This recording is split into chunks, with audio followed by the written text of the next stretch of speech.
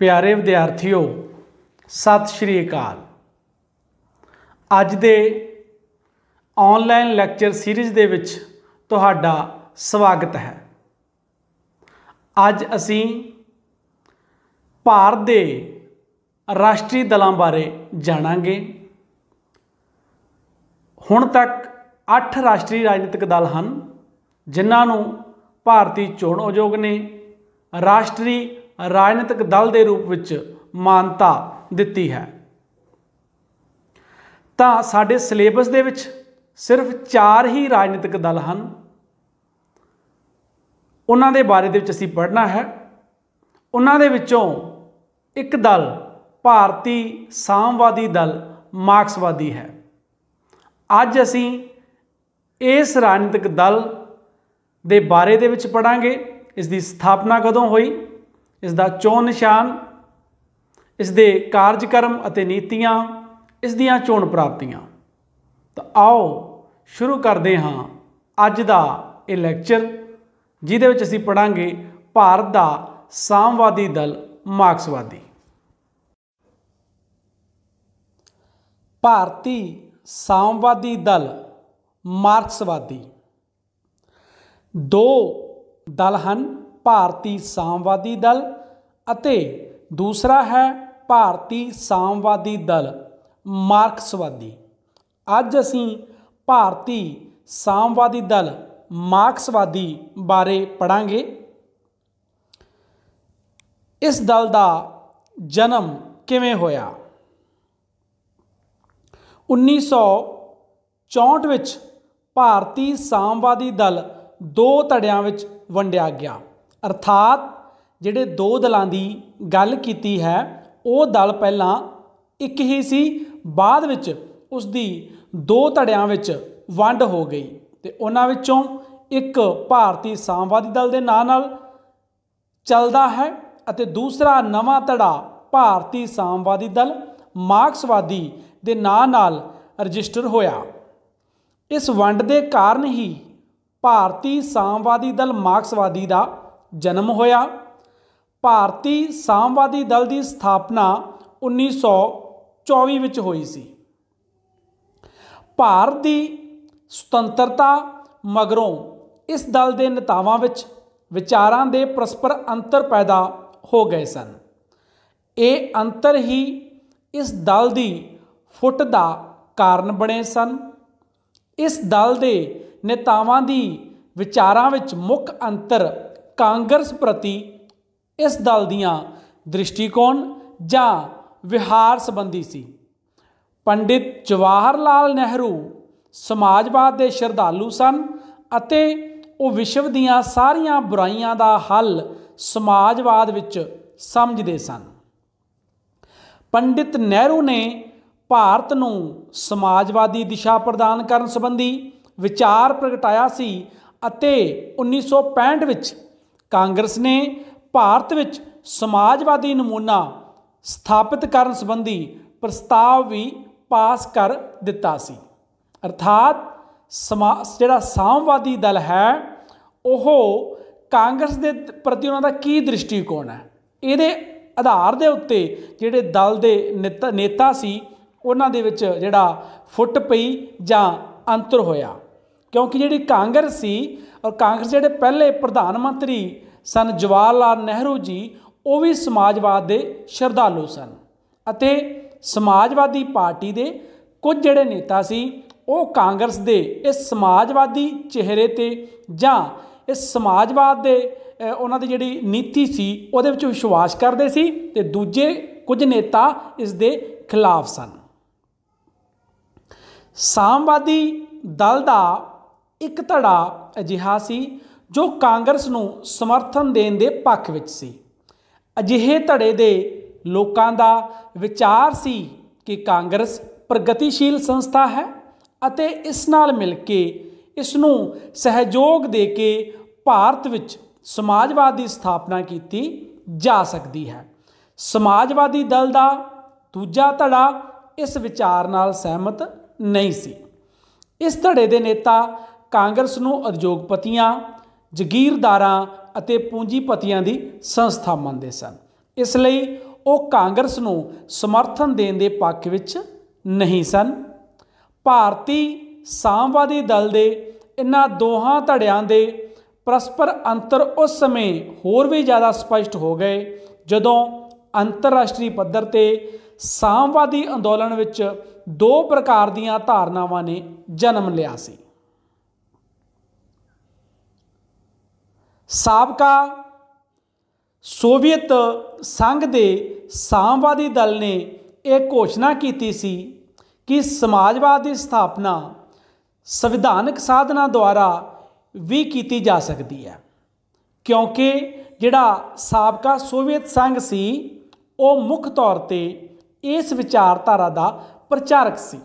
Russia ਦੇ ਵਿੱਚ ਇੱਕ ਕ੍ਰਾਂਤੀ ਦੁਆਰਾ ਸਾਮਵਾਦੀ ਜਾਂ ਸਮਾਜਵਾਦੀ ਸਰਕਾਰ ਸਥਾਪਿਤ ਹੋ ਚੁੱਕੀ ਸੀ ਅਤੇ ਪੂਰੇ ਸੰਸਾਰ ਦੇ ਵਿੱਚ ਕੋਸ਼ਿਸ਼ਾਂ ਵਿੱਚ ਸਨ ਕਿ ਉਹ ਪੂਰੇ ਸੰਸਾਰ ਦੇ ਵੱਖ-ਵੱਖ ਦੇਸ਼ਾਂ ਦੇ ਵਿੱਚ ਇਸ ਤਰ੍ਹਾਂ ਦੀ ਸਾਮਵਾਦੀ ਸਰਕਾਰਾਂ ਦੀ ਸਥਾਪਨਾ ਕਰਨ। ਤਾਂ ਇਸ ਲਈ ਜਿਹੜਾ ਸੋਵੀਅਤ ਸੰਘ ਸੀ ਉਹਨਾਂ ਨੇ ਇਹ ਘੋਸ਼ਣਾ ਕੀਤੀ ਸੀ ਕਿ ਸਮਾਜਵਾਦ ਦੀ ਸਥਾਪਨਾ ਸੰਵਿਧਾਨਕ ਸਾਧਨਾਂ ਦੁਆਰਾ ਹੀ ਕੀਤੀ ਜਾ ਸਕਦੀ ਹੈ। ਇਹ ਘੋਸ਼ਣਾ ਦੀ ਗੱਲ ਕਿਉਂ ਆਈ ਹੈ? ਕਿਉਂਕਿ ਜਿਹੜਾ ਸਮਾਜਵਾਦੀ ਜਾਂ ਸਾਮਵਾਦੀ ਵਿਚਾਰ ਹੈ, ਜਿਹਨੂੰ ਮਾਰਕਸਵਾਦ ਦੇ ਨਾਂ ਨਾਲ ਵੀ ਜਾਣਿਆ ਜਾਂਦਾ ਹੈ, ਉਹ ਹਿੰਸਕ ਸਾਧਨਾਂ ਦੇ ਪੱਖ ਵਿੱਚ ਹੈ। ਉਹਨਾਂ ਦਾ ਮੰਨਣਾ ਹੈ ਕਿ ਜਿਹੜੀ ਕ੍ਰਾਂਤੀ ਹੈ ਜਾਂ ਸਮਾਜਵਾਦ ਦੀ ਸਥਾਪਨਾ ਹੈ ਉਹ ਸੰਵਿਧਾਨਕ ਸਾਧਨਾਂ ਨਾਲ ਨਹੀਂ ਬਲਕਿ ਹਿੰਸਕ ਕ੍ਰਾਂਤੀ ਰਾਹੀਂ ਹੀ ਹੋ ਸਕਦੀ ਹੈ। ਪਰ ਸਾਬਕਾ ਸੋਵੀਅਤ ਸੰਘ ਦੇ ਸਾਮਵਾਦੀ ਦਲ ਨੇ ਉਸ ਵਿਚਾਰ ਦੇ ਉਲਟ ਜਦੋਂ ਇਹ ਘੋਸ਼ਣਾ ਕੀਤੀ ਕਿ ਜਿਹੜੀ ਸਮਾਜਵਾਦ ਦੀ ਸਥਾਪਨਾ ਸੰਵਿਧਾਨਕ ਸਾਧਨਾਂ ਦੁਆਰਾ ਵੀ ਹੋ ਸਕਦੀ ਹੈ ਤਾਂ ਉਸ ਨੂੰ ਲੈ ਕੇ ਉਹਦਾ ਕੁਝ ਵਿਰੋਧ ਹੋਇਆ। ਅੰਤਰਰਾਸ਼ਟਰੀ ਸਾਮਵਾਦੀ ਅੰਦੋਲਨ ਦੇ ਕੁਝ ਨੇਤਾ ਇਸ ਵਿਚਾਰ ਨਾਲ ਸਹਿਮਤ ਨਹੀਂ ਸਨ। ਉਹਨਾਂ ਨੇ ਸੋਵੀਅਤ ਸੰਘ ਤੇ ਇਹ ਦੋਸ਼ ਲਾਇਆ ਸੀ ਕਿ ਉਸ ਦਾ ਸਾਮਵਾਦੀ ਦਲ ਮਾਰਕਸਵਾਦ ਵਿੱਚ ਸੋਧ ਕਰ ਰਿਹਾ ਹੈ। ਵਾਸਤਵ ਵਿੱਚ ਇਹ ਵਿਚਾਰ ਚੀਨ ਦੇ ਸਾਮਵਾਦੀ ਦਲ ਦੇ ਸੀ। ਚੀਨ ਦਾ ਜਿਹੜਾ ਸਾਮਵਾਦੀ ਦਲ ਹੈ ਉਹ ਮੁੱਖ ਤੌਰ ਤੇ ਇਹ ਆਰੋਪ ਲਗਾ ਰਿਹਾ ਸੀ ਸੋਵੀਅਤ ਸੰਘ ਦੇ ਉੱਪਰ ਕਿ ਜਿਹੜਾ ਸੋਵੀਅਤ ਸੰਘ ਦਾ ਸਾਮਵਾਦੀ ਦਲ ਹੈ ਉਹ ਜਿਹੜਾ ਮਾਰਕਸਵਾਦ ਹੈ ਜਾਂ ਸਮਾਜਵਾਦ ਜਾਂ ਸਾਮਵਾਦ ਹੈ ਉਹਦੇ ਵਿੱਚ ਸੋਧ ਕਰ ਰਿਹਾ ਹੈ। ਹੁਣ ਮੈਂ ਵਾਰ-ਵਾਰ ਸਮਾਜਵਾਦ ਵੀ ਬੋਲ ਰਿਹਾ ਹਾਂ, ਸਾਮਵਾਦ ਵੀ ਬੋਲ ਰਿਹਾ ਹਾਂ, ਮਾਰਕਸਵਾਦ ਵੀ ਬੋਲ ਰਿਹਾ ਹਾਂ, ਤਾਂ ਤਿੰਨਾਂ ਨਾਵਾਂ ਦੇ ਨਾਲ ਇਸ ਨੂੰ ਜਾਣਿਆ ਜਾਂਦਾ ਹੈ। ਇਸ ਲਈ ਇਹਦੇ ਵਿੱਚ ਕਨਫਿਊਜ਼ ਨਹੀਂ ਹੋਣਾ ਹੈ। ਇਹਨੂੰ ਸਮਾਜਵਾਦ ਵੀ ਕਿਹਾ ਜਾਂਦਾ ਹੈ, ਸਾਮਵਾਦ ਵੀ ਕਿਹਾ ਜਾਂਦਾ ਹੈ, ਮਾਰਕਸਵਾਦ ਵੀ ਕਿਹਾ ਜਾਂਦਾ ਹੈ। ਤਾਂ ਚੀਨ ਦਾ ਇਹ ਵਿਚਾਰ ਸੀ ਕਿ ਮਾਰਕਸਵਾਦ ਦੇ ਵਿਚਾਰਾਂ ਵਿੱਚ ਸੋਧ ਨਹੀਂ ਕਰਨੀ ਚਾਹੀਦੀ। ਇਸ ਤਰ੍ਹਾਂ ਮਾਰਕਸਵਾਦ ਵਿੱਚ ਸੋਧ ਕਰਨ ਸੰਬੰਧੀ ਸਾਬਕਾ ਸੋਵੀਅਤ ਸੰਘ ਦੇ ਸਾਮਵਾਦੀ ਦਲ ਅਤੇ ਚੀਨ ਦੇ ਸਾਮਵਾਦੀ ਦਲ ਵਿੱਚ ਗੰਭੀਰ ਅੰਤਰ ਉਤਪੰਨ ਹੋ ਗਏ। ਇਸ ਵਿਵਾਦ ਦਾ ਭਾਰਤੀ ਸਾਮਵਾਦੀ ਦਲ ਤੇ ਵੀ ਅਸਰ ਪਿਆ। ਇੱਕ ਧੜਾ ਚੀਨ ਦੇ ਸਾਮਵਾਦੀ ਦਲ ਪੱਖੀ ਸੀ ਜਦੋਂ ਕਿ ਦੂਜਾ ਧੜਾ ਸਾਬਕਾ ਸੋਵੀਅਤ ਸੰਘ ਪ੍ਰਤੀ ਝੁਕਾਅ ਰੱਖਦਾ ਸੀ। ਹੁਣ ਜਿਹੜੀ ਗੱਲ ਅੰਤਰਰਾਸ਼ਟਰੀ ਪੱਧਰ ਤੇ ਇਹ ਵਿਚਾਰਧਾਰਾ ਦੋਵਾਂ ਵਿਚਾਰਧਾਰਾਂ ਦੇ ਵਿੱਚ ਜਿਹੜਾ ਟਕਰਾਅ ਸੀ ਉਹਦਾ ਪ੍ਰਭਾਵ ਭਾਰਤ ਵਿੱਚ ਵੀ ਦੇਖਣ ਨੂੰ ਮਿਲਿਆ। ਜਿਹੜਾ ਭਾਰਤ ਵਿੱਚ ਸਾਮਵਾਦੀ ਦਲ ਸੀ ਉਹਦੇ ਵਿੱਚ ਵੀ ਅੱਗੇ ਦੋ ਧੜੇ ਸੀ। ਇੱਕ ਧੜਾ ਸੋਵੀਅਤ ਸੰਘ ਦੇ ਨਾਲ ਸਹਿਮਤ ਸੀ ਤੇ ਦੂਜਾ ਜਿਹੜਾ ਸੀ ਉਹ ਚੀਨ ਦੇ ਅਕੋਰਡਿੰਗ ਜਾਂ ਚੀਨ ਦੇ ਅਨੁਸਾਰ ਇਸ ਗੱਲ ਦਾ ਵਿਰੋਧ ਕਰ ਰਿਹਾ ਸੀ। ਭਾਰਤ ਦੇ ਸਾਮਵਾਦੀ ਦਲ ਦੇ ਦੋਵੇਂ ਧੜਿਆਂ ਦੀ ਅੰਦਰੂਨੀ ਫੁੱਟ 1962 ਵਿੱਚ ਉਸ ਸਮੇਂ ਵਧੇਰੇ ਸਪਸ਼ਟ ਹੋਈ ਜਦੋਂ ਚੀਨ ਨੇ ਭਾਰਤ ਤੇ ਹਮਲਾ ਕਰ ਦਿੱਤਾ। ਤੁਸੀਂ ਸਾਰੇ ਜਾਣਦੇ ਹੋਵੋਗੇ ਕਿ ਭਾਰਤ ਅਤੇ ਚੀਨ ਦੇ ਵਿੱਚ 1962 ਦੇ ਵਿੱਚ ਇੱਕ ਯੁੱਧ ਹੋਇਆ ਸੀ ਜਿਹਦੇ ਵਿੱਚ ਚੀਨ ਨੇ ਭਾਰਤ ਤੇ ਹਮਲਾ ਕਰ ਦਿੱਤਾ ਸੀ। ਭਾਰਤ ਦੇ ਸਾਮਵਾਦੀ ਦਲ ਨੇ ਇੱਕ ਪ੍ਰਸਤਾਵ ਦੁਆਰਾ ਚੀਨ ਦੇ ਇਸ ਹਮਲੇ ਦੀ ਨਿਖੇਧੀ ਕੀਤੀ ਸੀ, ਪਰੰਤੂ ਸਾਮਵਾਦੀ ਦਲ ਦੇ ਚੀਨ ਪੱਖੀ ਧੜੇ ਨੇ ਇਸ ਪ੍ਰਸਤਾਵ ਸੰਬੰਧੀ ਇਤਰਾਜ਼ ਸੀ। ਇਸ ਦਾ ਸਿੱਟਾ ਇਹ ਨਿਕਲਿਆ ਕਿ ਇਸ ਦਲ ਦੀ ਅੰਦਰੂਨੀ ਫੁੱਟ ਵਿੱਚ ਹੋਰ ਜ਼ਿਆਦਾ ਵਾਧਾ ਹੋਇਆ। ਅੰਤ 1964 ਵਿੱਚ ਭਾਰਤੀ ਸਾਮਵਾਦੀ ਦਲ ਦੀ ਰਾਸ਼ਟਰੀ ਪ੍ਰੀਸ਼ਦ ਦੇ ਕੁੱਲ 106 ਮੈਂਬਰਾਂ ਵਿੱਚੋਂ 32 ਮੈਂਬਰ ਵੱਖ ਹੋ ਗਏ। ਉਹਨਾਂ ਨੇ 8 ਦਸੰਬਰ 1964 ਤੋਂ ਭਾਰਤੀ ਸਾਮਵਾਦੀ ਦਲ ਮਾਰਕਸਵਾਦੀ ਨਾਂ ਦਾ ਵੱਖਰਾ ਰਾਜਨੀਤਿਕ ਦਲ ਬਣਾ ਲਿਆ। इस दल का चोण चिन्ह दातरी हथौड़ा ते तारा है अते श्री सीताराम जेचुरी इस दल के जनरल सकत्तर हैं। ये घटनावां जो असी पढ़ियां हैं, इन्हां घटनावां तो बाद जो अंतरराष्ट्रीय पद्धर ते होईयां, अंतरराष्ट्रीय पद्धर ते घटनावां दा भारत के सामवादी दल के उत्ते प्रभाव पिया। फिर नाल ही 1962 के भारत चीन के हमले की घटना हुई। उस घटना दे विच सामवादी दल का जो स्टैंड सी उन्होंने लैके दो धड़े अलग अलग हो गए अते एक धड़े ने नवें दल का निर्माण किया जिसनों भारतीय सामवादी दल मार्क्सवादी के नाम नाल जानिया जाता है। जो स्क्रीन ते तुसीं देख रहे हो फोटो, ये भारतीय सामवादी दल मार्क्सवादी के जनरल सकत्तर हैं श्री सीताराम जेचुरी अते नाल ही तुसीं देख सकते हो इस दी चोण निशान की फोटोग्राफ जिहदे विच दातरी हथौड़ा अते तारा ये इस दल का चोण निशान है तो इस दल के जनरल सकत्तर की फोटो है। इन्हां दा रंग जिहड़ा है वो लाल है, इसे करके जिहड़ा इन्हां दा फ्लैग है जिस ते इन्हां दा चोण निशान छपिया हुंदा है वो हमेशा लाल रंग का हुंदा है। भारतीय सामवादी दल मार्क्सवादी दियां नीतियां अते कार्यक्रम। तो आओ हुण असी जानते हैं ये दल किन्ना नीतियां उपर काम कर रहा है जां इन्हां दियां नीतियां अते कार्यक्रम की हन। सब तो पहला धर्म निरपक्ष मुल्लां नूं वधाउणा। ये दल धर्म निरपक्षता के पक्ष विच सी। धर्म अते राजनीति नूं एक दूजे तो वख करन दे लई कानून बनाउणा इन्हां दी कार्यक्रम दे विच शामिल है। चोणां दे मंतव लई धार्मिक मामलिਆਂ ਦੀ वरतों ते पाबंदी लगाउणा क्योंकि साडी राजनीति दे विच धर्म नूं अपने राजनीतिक मंतवां लई काफ़ी हद तक वरतिया जाता है। अयोध्या मामला, राम मंदिर का मामला बहुते विद्यार्थी जाणू भी होणगे।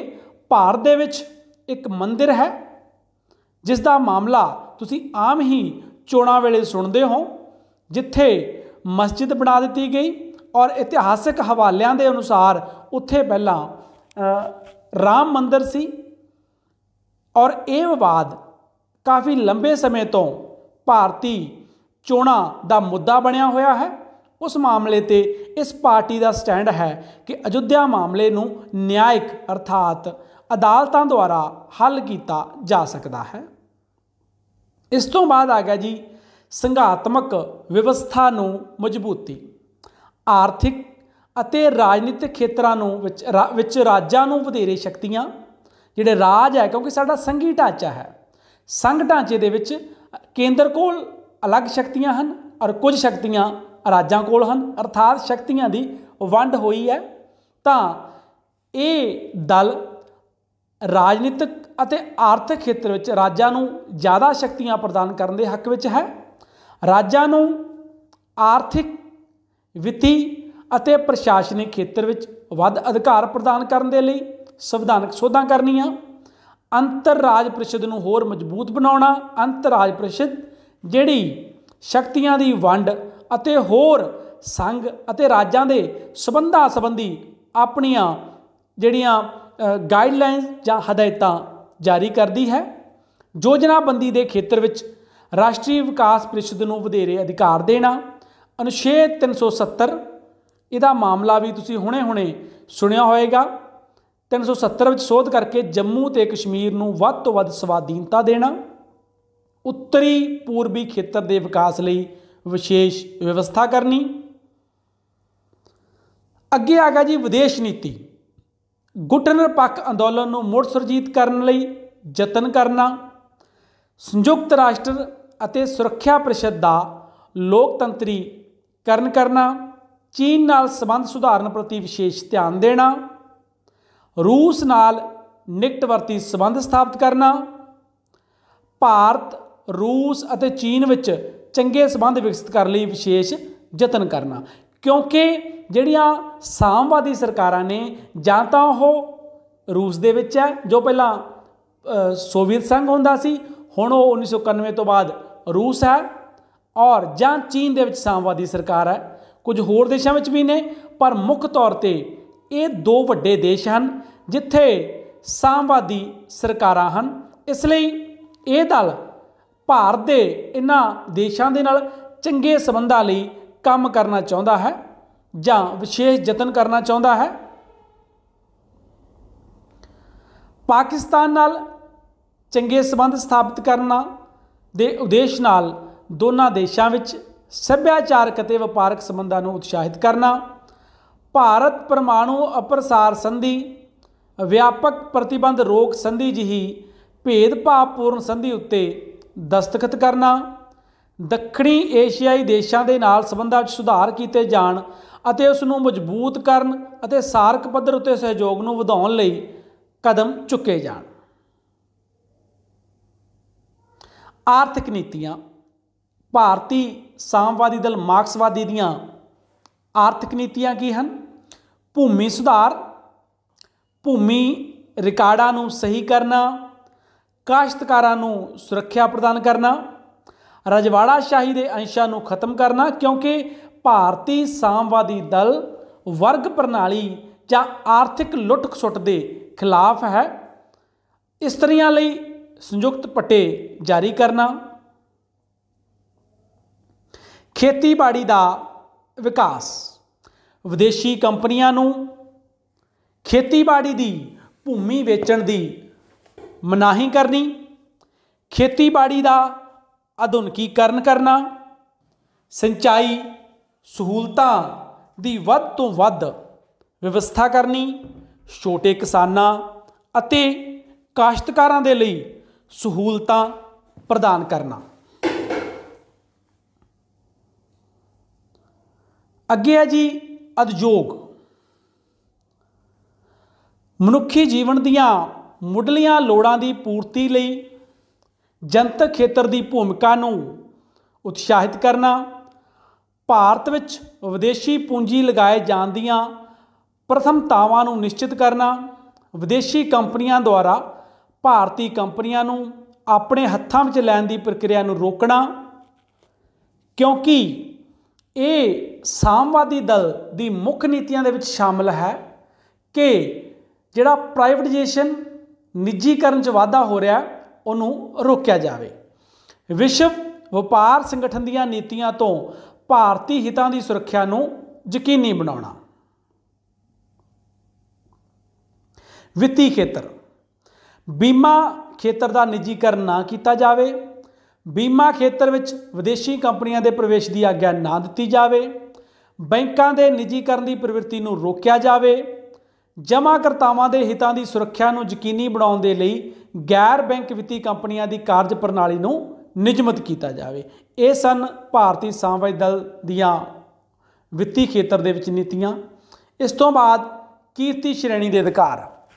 ਆਤਮ ਨਿਰਭਰਤਾ ਨੂੰ ਯਕੀਨੀ ਬਣਾਉਣ ਵਾਲੇ ਉਦਯੋਗਾਂ ਨੂੰ ਸਥਾਪਿਤ ਕਰਨਾ, ਸਾਰੇ ਕਿਰਤੀਆਂ ਲਈ ਲੋੜ ਤੇ ਆਧਾਰਿਤ ਘੱਟ ਤੋਂ ਘੱਟ ਵੇਤਨ ਦੀ ਵਿਵਸਥਾ ਕਰਨਾ, ਅਸੰਗਠਿਤ ਕਾਮਿਆਂ ਦੇ ਹਿੱਤਾਂ ਦੀ ਸੁਰੱਖਿਆ ਲਈ ਲੋੜੀਂਦੇ ਕਾਨੂੰਨਾਂ ਦਾ ਨਿਰਮਾਣ ਕਰਨਾ, ਉਦਯੋਗਿਕ ਅਦਾਰਿਆਂ ਦੇ ਪ੍ਰਬੰਧ ਵਿੱਚ ਕਾਮਿਆਂ ਨੂੰ ਭਾਈਵਾਲ ਬਣਾਉਣਾ, ਕਿਰਤੀਆਂ ਲਈ ਪੈਨਸ਼ਨ ਦੇਣ ਦੀ ਵਿਵਸਥਾ ਕਰਨੀ।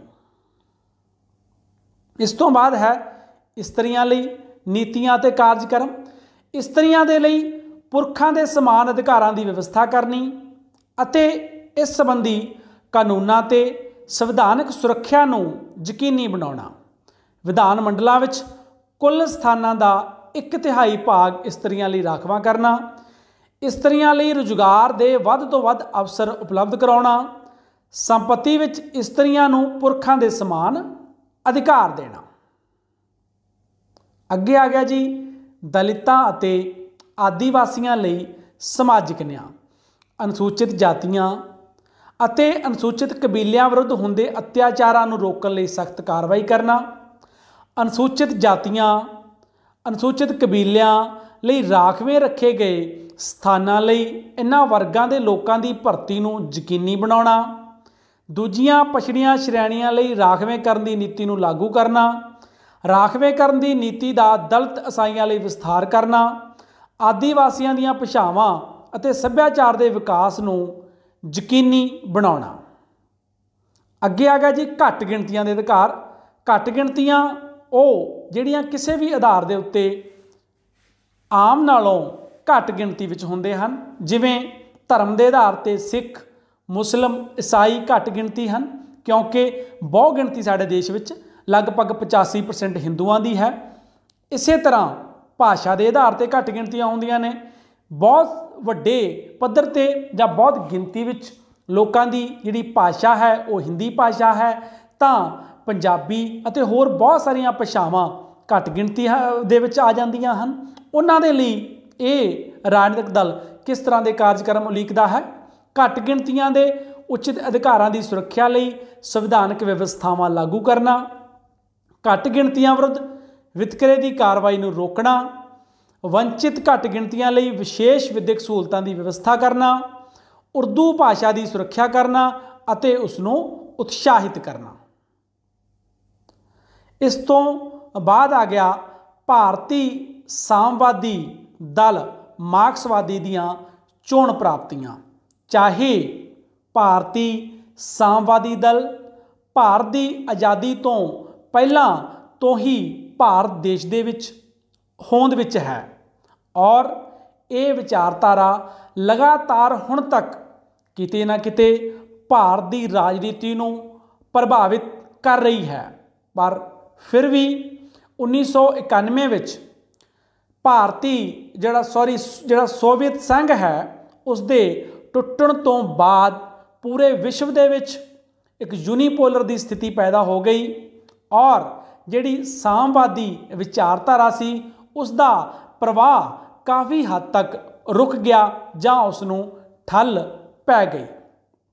ਉਹਦਾ ਪ੍ਰਭਾਵ ਭਾਰਤ ਵਿੱਚ ਵੀ ਦੇਖਣ ਨੂੰ ਮਿਲਦਾ ਹੈ।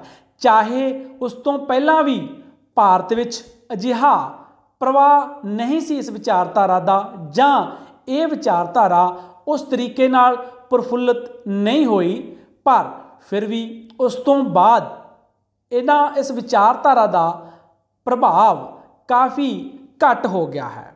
ਤਾਂ ਉਸ ਮਾਇਨੇ ਤੋਂ ਅਸੀਂ ਸਮਝਣ ਦੀ ਕੋਸ਼ਿਸ਼ ਕਰਦੇ ਹਾਂ ਕਿ ਭਾਰਤ ਦੇ ਵਿੱਚ ਸਾਮਵਾਦੀ ਦਲ, ਖਾਸ ਕਰਕੇ ਸਾਮਵਾਦੀ ਦਲ ਮਾਰਕਸਵਾਦੀ, ਉਹਨਾਂ ਦਾ ਪ੍ਰਭਾਵ ਕਿਹੋ ਜਿਹਾ ਰਿਹਾ ਹੈ। ਭਾਰਤ ਦੇ ਦੋਨੋਂ ਸਾਮਵਾਦੀ ਦਲਾਂ ਵਿੱਚੋਂ ਮਾਰਕਸਵਾਦੀ ਜਿਹੜਾ ਦਲ ਅਸੀਂ ਅੱਜ ਪੜ੍ਹ ਰਹੇ ਹਾਂ ਉਹ ਵਧੇਰੇ ਪ੍ਰਸਿੱਧ ਹੈ, ਪਰ ਇਹ ਦਲ ਆਪਣੇ ਸਮਰਥਨ ਆਧਾਰ ਨੂੰ ਵਧਾ ਨਹੀਂ ਸਕਿਆ ਹੈ।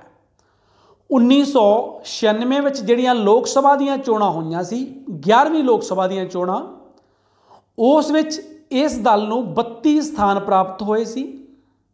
ਉਸ ਤੋਂ ਬਾਅਦ 1998 ਦੇ ਵਿੱਚ ਜਿਹੜੀਆਂ ਲੋਕ ਸਭਾ ਦੀਆਂ ਚੋਣਾਂ ਹੋਈਆਂ ਸੀ ਉਹਦੇ ਵਿੱਚ ਇਸ ਦਲ ਨੂੰ 33 ਸਥਾਨ ਪ੍ਰਾਪਤ ਹੋਏ ਸਨ ਔਰ 1999 ਦੇ ਵਿੱਚ ਫਿਰ ਲੋਕ ਸਭਾ ਚੋਣਾਂ ਦੇ ਵਿੱਚ ਇਸ ਦਲ ਨੂੰ 33 ਸਥਾਨ ਪ੍ਰਾਪਤ ਹੋਏ ਸਨ।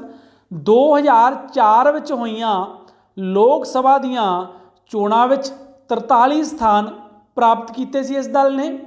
ਇਹਨਾਂ ਅੰਕੜਿਆਂ ਤੋਂ ਇਹ ਗੱਲ ਬਿਲਕੁਲ ਸਪਸ਼ਟ ਹੋ ਜਾਂਦੀ ਹੈ ਕਿ ਇਹ ਦਲ 43 ਸਥਾਨਾਂ ਤੋਂ ਉੱਪਰ ਕਦੇ ਨਹੀਂ ਵਧਿਆ ਹੈ ਅਤੇ ਕੇਰਲਾ, ਪੱਛਮੀ ਬੰਗਾਲ, ਤ੍ਰਿਪੁਰਾ ਆਦਿ ਰਾਜਾਂ ਤੱਕ ਹੀ ਸੀਮਿਤ ਹੋ ਕੇ ਰਹਿ ਗਿਆ ਹੈ। ਅਜਿਹੇ ਦਲ ਨੂੰ ਰਾਸ਼ਟਰੀ ਦਲ ਦੇ ਰੂਪ ਵਿੱਚ ਪ੍ਰਾਪਤ ਹੋਈ ਮਾਨਤਾ ਵਾਸਤਵ ਵਿੱਚ ਮਾਨਤਾ ਦੇਣ ਸੰਬੰਧੀ ਕਾਨੂੰਨਾਂ ਵਿੱਚ ਦੋਸ਼ ਪ੍ਰਗਟਾਉਂਦੀ ਹੈ।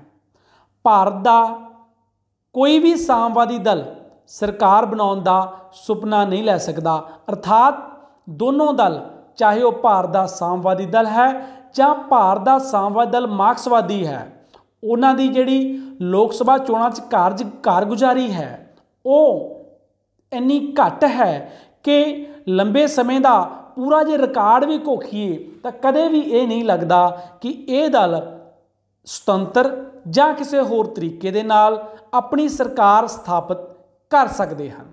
ਵੱਧ ਤੋਂ ਵੱਧ ਇਹ ਦਲ ਸਾਂਝੀਆਂ ਸਰਕਾਰਾਂ ਦੇ ਯੁੱਗ ਵਿੱਚ ਇੱਕ ਦਬਾਅ ਸਮੂਹ ਦੇ ਰੂਪ ਵਿੱਚ ਕੰਮ ਕਰ ਸਕਦੇ ਹਨ।